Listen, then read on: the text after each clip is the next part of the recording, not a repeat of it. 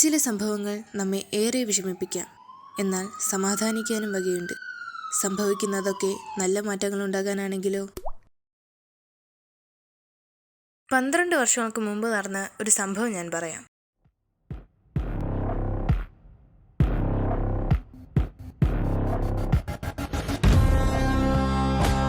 നിന്നോടൊക്കെ പല പ്രാവശ്യം പറഞ്ഞിട്ടുണ്ട് ഇവിടെ ഒന്ന് കളിക്കരുതെന്ന്. ഇത് ഞങ്ങളുടെ സ്കൂള്, ഞങ്ങളുടെ ഗ്രൗണ്ട്. ഓ പിന്നെ ഇവിടെ എഴുതി വെച്ചിരിക്കാണല്ലോ നിങ്ങളുടെ ഗ്രൗണ്ട് എന്നൊക്കെ. ഇവിടെ എല്ലാരും വന്ന് കളിക്കണതാ. നീ ബാറ്റിംഗ് ബോളിംഗ് താടാ. ഇതിനിടയിൽ കിടന്ന് നട്ടം തിരിയുന്ന ഒരു വിഭാഗം ആൾക്കാരുണ്ട്, അധ്യാപകർ. അവരുടെ ബുദ്ധിമുട്ടുകൾ നമ്മൾ കുട്ടികൾ പലപ്പോഴും മനസ്സിലാക്കാറില്ല. നിങ്ങളോടൊക്കെ എത്ര തവണ പറഞ്ഞാലും മനസ്സിലാകത്തില്ല. കളിക്കാൻ വന്നവൻ കളിച്ചിട്ട് പോകണം, പഠിക്കാൻ വന്നവൻ പഠിച്ചിട്ട് പോകണം. ഞാൻ ഒരു NSS വോളണ്ടിയറാണ്. അന്ന് ഒരു പബ്ലിക് പ്ലേസ് ക്ലീനിങ് നടന്നുകൊണ്ടിരുന്നപ്പോഴാണ് അത് സംഭവിച്ചത്. ഇതാണ് ഞങ്ങളുടെ രാമേട്ടൻ. സ്കൂളിലെ എന്ത് കാര്യങ്ങൾക്കും വേണ്ടി ഓടി നടക്കാൻ രാമേട്ടൻ. പക്ഷേ അന്ന് രാമേട്ടൻ്റെ ചെറിയൊരു അശ്രദ്ധ കാരണം വലിയൊരു അപകടം സംഭവിച്ചു.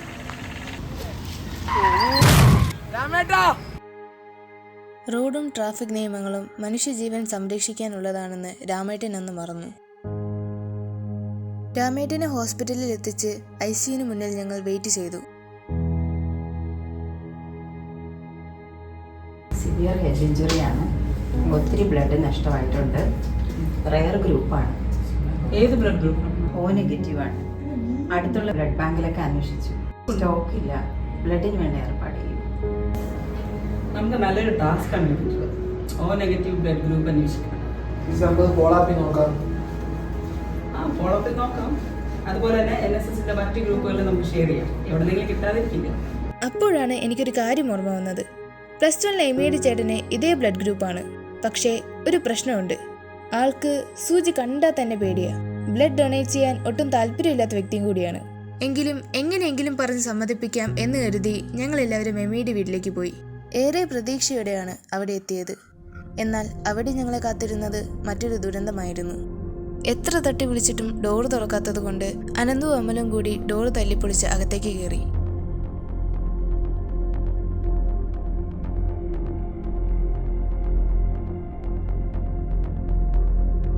രണ്ട് വർഷത്തെ പ്രണയത്തിനു ശേഷം തന്റെ ഗേൾഫ്രണ്ട് ബ്രേക്കപ്പ് ആക്കിയതിന്റെ വിഷമം താങ്ങാനാകാതെ തന്റെ ജീവിതം വേസ്റ്റാണ് എന്നെഴുതി വെച്ച് എമിയുടെ ചേട്ടൻ എജിൻ എബ്രഹാം ആത്മഹത്യക്ക് ശ്രമിച്ചു. ആംബുലൻസ് വിളിച്ച ശേഷം ഇനി എന്ത് ചെയ്യുമെന്നറിയാതെ നിൽക്കുമ്പോഴാണ് ഹോസ്പിറ്റലിൽ നിന്നും കോൾ വന്നത്. അവിടെ 2-3 ഡോണേഴ്സ് എത്തിയിട്ടുണ്ട്. അങ്ങനെ രണ്ടുപേരുടെയും ജീവൻ രക്ഷിക്കാനുള്ള ബ്ലഡ് കിട്ടിയല്ലോ എന്ന ആശ്വാസത്തിൽ ഞങ്ങൾ അവിടെ നിന്നും ഇറങ്ങി. ഇനി 12 വർഷത്തിനിപ്പുറം എന്ത് സംഭവിച്ചു എന്നറിയണ്ടേ? Hello ladies and gentleman, Tribune talk ഷോയിലേക്ക് ഏവർക്കും സ്വാഗതം. ഇന്ന് ഒക്ടോബർ 1, സന്നദ്ധ രക്തദാന ദിനമായ ഇന്ന് നമ്മോടൊപ്പം ചേരാൻ ഏറ്റവും അനുയോജ്യരായ അതിഥികളെ തന്നെയാണ് നമുക്ക് ഇന്ന് കിട്ടിയിട്ടുള്ളത്.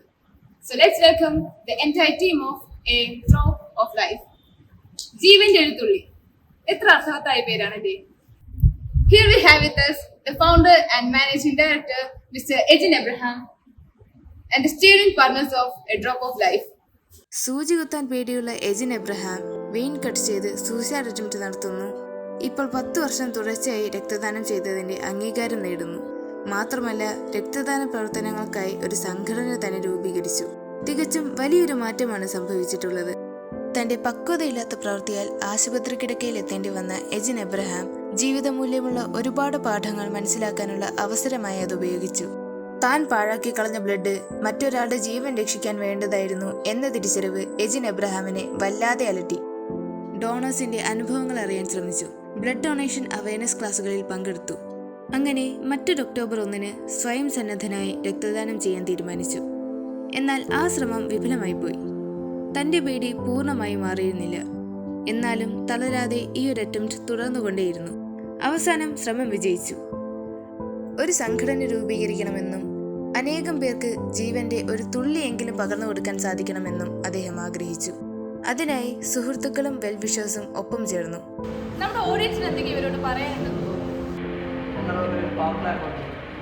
അതിനെന്താ കൊടുത്തോളൂ.